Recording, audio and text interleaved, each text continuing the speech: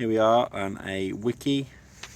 This is how you build the little bridge, like the clatter bridge that goes between the two towers. Find the instruction manual. You then have to use these little tiny thin straps ×2. Find the wood, and then here are the little screws that hold them together.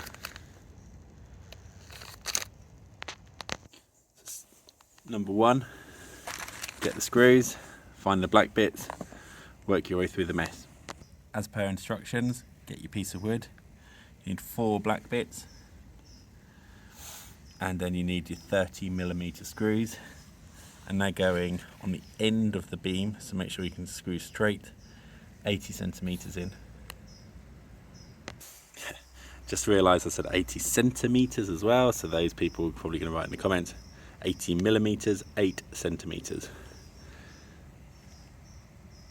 So screw goes into the black bit, 80mm, 8cm into the end. Once you've done all 4,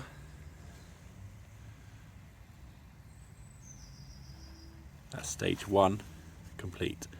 Next stage is to go through 9 others and just put them on one side. They all have to be 8cm, 80mm, because they're going to run along that little fabric band. If they're slightly off and they start kinking, then this is going to start moving. So this band will be coming across like this. I personally line up all the wood. I do the first one. This is the one I just did a minute ago. Then I measure it, and every other I do a measurement, and then you can kind of guess the ones in the middle. I'll be doing the same over here. So that's the one I've just done. Then I'll screw the one 8mm or 80mm in here, 8cm. Then I might do one here and measure it with a tape measure, and then the others should all line up within a few mil. Makes it a little bit quicker. You don't have to measure every single one. Thank you. And now we're getting closer. Just a couple more to do, and then we'll start putting them onto these straps. So now what you need to do, lay them on the floor or patio, buff them all up against each other like so. Make sure all these black parts are in line. Keep taking them one at a time and line them up as so. Now they're all lined up, we can start to get these straps in place.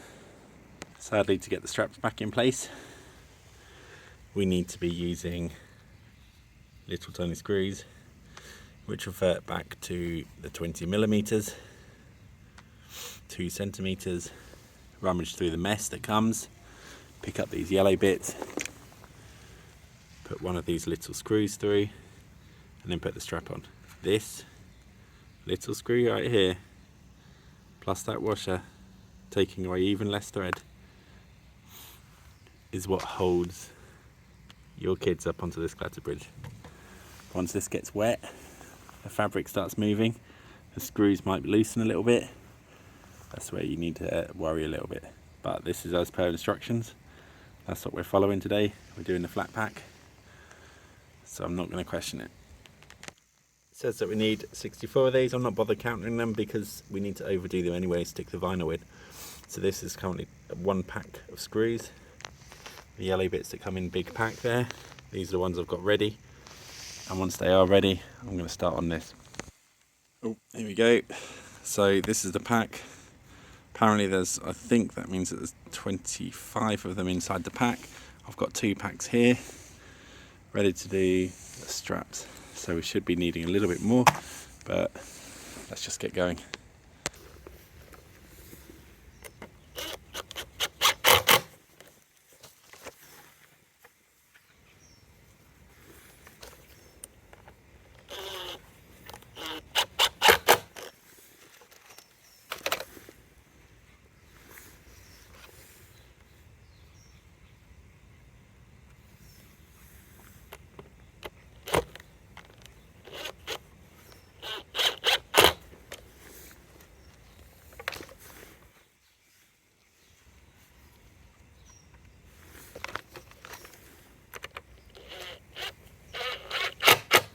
what you'll see is as you start to screw, the screw will grab hold of the fabric will want to twist.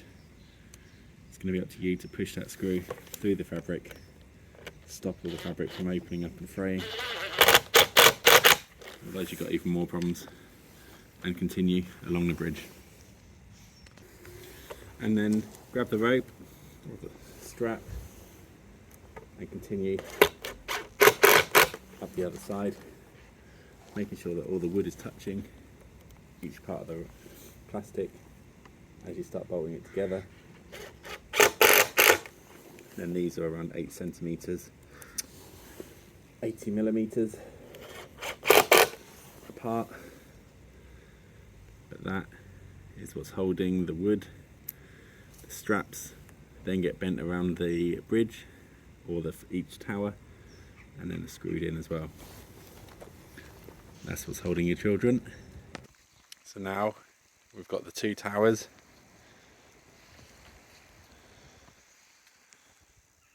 And the bridge. You need to bring the bridge over, lift up the floor, pull the strap across, screw it up underneath. The instructions show it comes up and underneath each floorboard. So the first floorboard needs to be lifted, pull the strap, and it comes underneath the first, I think, 3 floorboards. It's held in with 2 screws underneath each one. Again, that's my finger. These are the screws. So you've got this screw screwing into this little tiny board, holding the strap, and the kids are going to be bouncing in the middle. So just make sure you don't have too many kids in there, and make sure it's not a wet day and the wood is wet, or these screws, if they start pulling out, that whole bridge could fall. Oh, it's quite hard filming and doing myself. Right, here we go. So the straps come underneath. There's the first screw. And we just work our way along and screw these little screws in to hold the whole clatter bridge. A bit muddy because it's so wet here at the minute. So literally just work your way along. There's the other strap. Come along 3 boards. Do it up as you go. Push the last board on, screw it in from the top, and work your way. So once this little tiny strap is running 3, maybe 4 boards in, doesn't matter exactly, you just have it ready to go.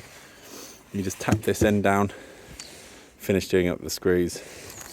Then these 50 screws just come in the side, just hold the top floor as the rest of the floor is held in. Just need to rely on that the strap is going to be pulling on these 3.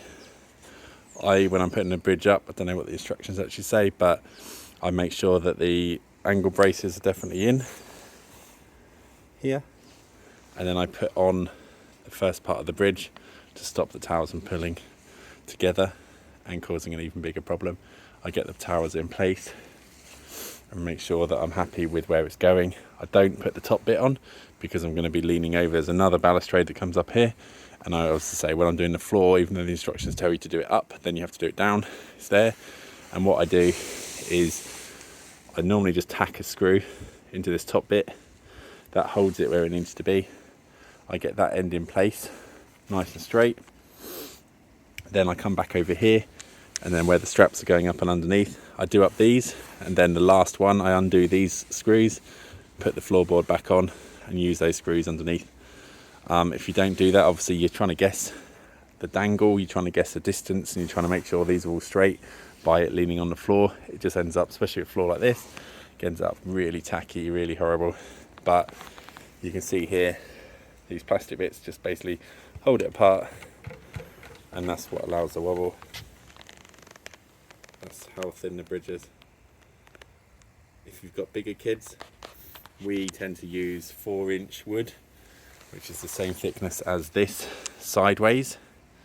And then what we do is we core a hole out the middle of it. This is only 2x4, but we use 4x4. So we core a hole out the middle. We use galvanized chain that goes through the middle of each bit of wood, and as it goes through the middle of the wood from underneath, we use a lag screw, or we use a thicker screw. It's like 2-3 times the thickness of this. So where the chain, the actual physical chain goes through the wood, we put a screw through from both angles to hold the chain from slipping, therefore giving you a lot longer lasting playset. I mean, their main legs, essentially what I use as a balustrade, just as a fence panel. So their fence panels, again, we use ours and we put them in between the legs. The whole idea that you can put this fence in between the legs, so from this leg to the inside of this other leg, is it stops the twist and stops anything moving on the playset. This, if I got inside the playset now and how it held the top of these bits of wood, I could twist the playset like side to side. My playset, once it's screwed in from the outside, it forms part of the structure itself, stops the legs from twisting, makes sure the whole tower is square.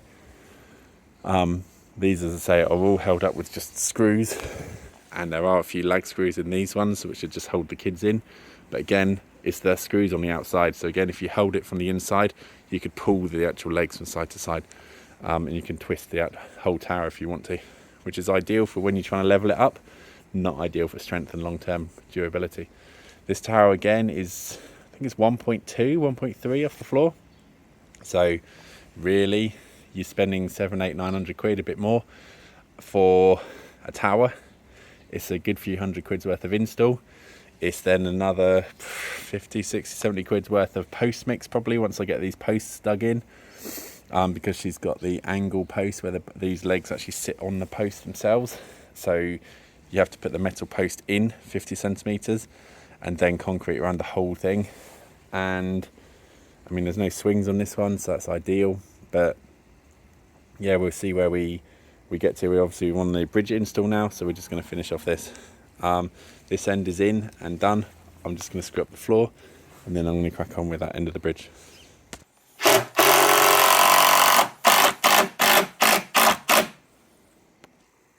So we've now screwed up underneath here, put that end beam on for the floor, and what you get is the floor also pulls down on these straps, and then it's held in with 2 screws, 2 screws, 2 screws, and that's your Wickey clatter bridge. These two, well, it depends on what tower, but they usually, you have 2 of these up on top here, so you have another one up on above. That's what holds the kids in. So if you've got young children and one of them slips down on their knees, that there is the gap the kids can fall out of. Here we are. So that is just under 2 centimeters, 20 millimeters. That's exactly the same for the floor. The gap is about nearly 40 centimeters to fall off from the bottom. And then you're looking, oh, what's that? Around 80 centimeters from the top of the balustrade down to the bottom of the clatter bridge. So if you think that that's good for your kids, it's not a problem. You've seen how the bridge is held together. You've seen the thickness of the wood. You've seen the little strap underneath it with the little screws and the balustrade there. So if your toddler wouldn't be falling out of here, if they did fall over and have an issue, then obviously you think that this is a great set. Not a problem at all. That there is how you do the Wickey clatter bridge. If you need an installation, let us know. It's better to get it done properly, I guess, first time. Following the instructions as much as can be. Let me know. Peter, climbingframeinstaller.co.uk, covering most of England. We do kind of dabble with it up to Scotland, but it's normally a bit too far. But most of England we're covering, so like it's better to get these in and done.